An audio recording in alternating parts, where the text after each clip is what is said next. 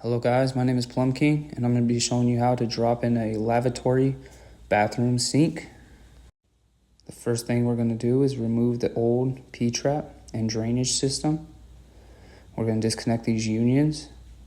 When we install a new one, we're going to upsize from 1 inch to 1.25 inches. The one that currently is there is 1 inch and we're going to upsize it to 1.25 inches.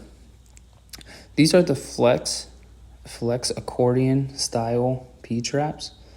I don't like them very much, and they're very common for flippers and people that remodel, DIYers.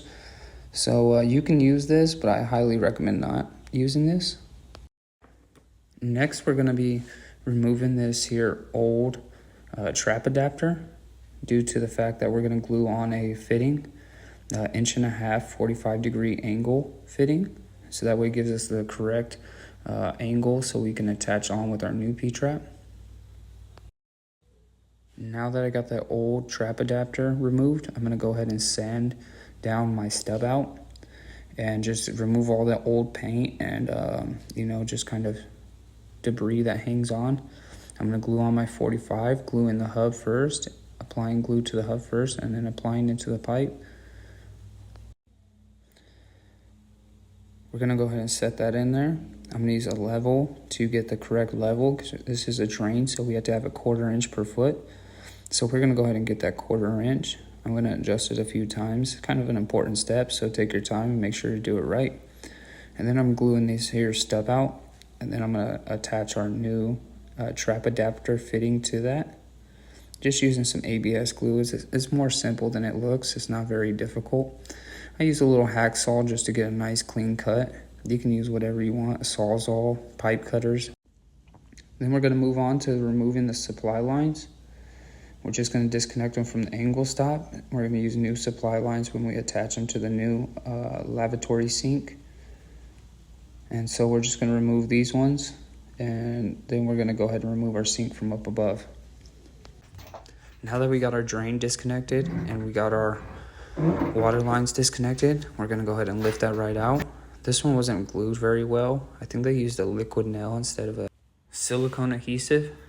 So we're going to go ahead and scrape all of that off and get it all nice and cleaned up. This is a pretty important step, so go ahead and take your time. Make sure to scrape it up really nice and clean, and then take a microfiber or something just to get it nice and cleaned up.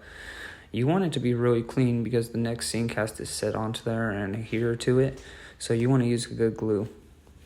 After you got that surface all cleaned, you can go ahead and start prepping up your sink. I'm going to go ahead and install the pop-up assembly and get that nice and tightened down. I use a pipe putty or a plumber's putty to seal up the drain there. It comes with a rubber gasket, but I use the putty. It's just kind of how I was taught, so that's what I do. So then we're going to go ahead and put these spud nuts right on the back, cinching them down, get them nice and tight. It's a lot easier to prep this sink up this way rather than laying on your back and getting this faucet installed. So a little bit of a pro tip, if you're going to do this, go ahead and prep your sink. This is a faucet wrench that they sell at Home Depot. It's rigid, and it's going to make your life a lot easier with any job you do switching a faucet. It's universal, so it has a different sizes, and it really makes your life a lot easier when you're installing faucets. And this is the glue I used, or the silicone I used to go ahead and get it attached, the adhesive. And so we got that attached in there. We're going to go ahead and set it, rocking it back and forth until we get it nice and even. And then once we get it nice and even, we're going to go ahead and press it down, just smushing out all that glue and silicone. And then once it's all pushed out, we can go ahead and start plumbing in the bottom. Next thing we're going to do is install our water lines. This is our water lines for our hot and our cold for our faucet. And like I said, this pipe or this faucet wrench is going to save your life. It makes things a lot easier. As you can see, I'm using it to tighten down these supply lines. I'm going to go ahead and struggle a little bit installing this pop-up. This is one of the cheaper pop-ups I think that they sell at Home Depot. So it was a struggle for me. Once you get all that stuff set, it's really nice and easy. Then we can go ahead and do our P-trap, amateur hour here. So we can go ahead and slide the union up. Get our P-trap in place. And this is how I do it. I like to get it nice and in place and just kind of roll it down You can see then I just lock it in. I don't use channel locks on these. Sometimes I'll go about a quarter turn just to lock them in with the channel locks. But you don't have to. It's not necessary. Well, that's it for me, guys. This is our sink, and this is how it flows, nice and well. As you can see, I just filled it up, and I'm letting it drain out. Well, it was a pleasure showing you guys how I did this drop-in sink. If you guys have any questions, feel free to leave them in the comments.